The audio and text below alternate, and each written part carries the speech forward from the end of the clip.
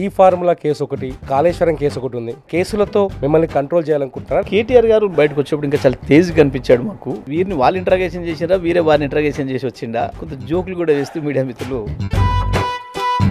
గత ప్రభుత్వం చేసిన తప్పుల వల్లే పథకాల అమలుకు ఆలస్యం అవుతుందంటే ఏం చెప్తారు? చేతగానోడు పెళ్లి చేసుకున్నట్టు ఉంది.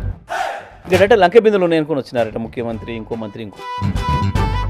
మీ జిల్లాలో మీ మంత్రులు కనిపిస్తున్నారు, మీకు హెలికాప్టర్లో తిరుగుతున్నారు, మీరు మీ పార్టీ నాయకులు చెప్తున్నారు, ప్రజలు వేగంగా అందుబాటులోకి వస్తున్నారు. అందుకని వేగంగా చాలా 600 కిలోమీటర్ల వేగంతో, గాలి కంటే వేగంతో మా మంత్రులు ప్రయాణిస్తున్నారని చెప్పి మా జిల్లా ప్రజలు సంతోషపడుతున్నారు. ముఖ్యమంత్రి ఇవాళ దావోస్కి వెళ్ళి 1,78,000 కోట్ల రూపాయల పెట్టుబడులు తీసుకొచ్చారు. పెళ్ళైన నెలకే పిల్లలు అయితే అరేవడనా ఆడు ముందు కూడా రెడీ చేసి పెట్టిండా, ఆ నీడు ఎత్తుకొచ్చుకొని ఇప్పుడు నా కొడుకు అంటే ఏంది? తెలంగాణలో అసలు ఏం జరుగుతుంది?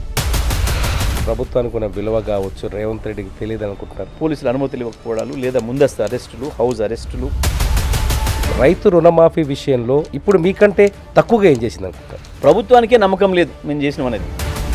వృద్ధుల పెన్షన్ను వాళ్ళ కొడుకులు ఇళ్ళ ట్యాక్స్ కట్టలేదు, ఇంటికి పన్ను కట్టలేదు అని చెప్పేసి అని మా పెన్షన్ నుంచి తీసుకున్నారు వీళ్ళు. గతంతో పోలిస్తే సోషల్ మీడియాకి ఎక్కువ ఫ్రీడమ్ ఉన్నట్టు కనిపించట్లేదు ఈ ప్రభుత్వంలో. కేసీఆర్ గారి పైన కావచ్చు, వాళ్ళ కుటుంబం పైన కావచ్చు, మంత్రులుగా మా అందరి పైన కావచ్చు, ఎటువంటి పదాలు ఉపయోగించారు ఒక్కొక్కడు.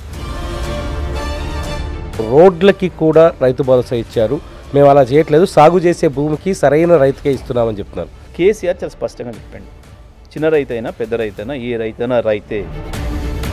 ఏది ప్రజలకు ఉపయోగపడే పని చేయలేదని చెప్తున్నారు రేవంత్ రెడ్డి గారు. పనికి మళ్ళీ చెత్త ఆరోపణ, ఎకరానికి 10,000 రూపాయల పైన బోనస్ ఎగ్గొట్టాడు.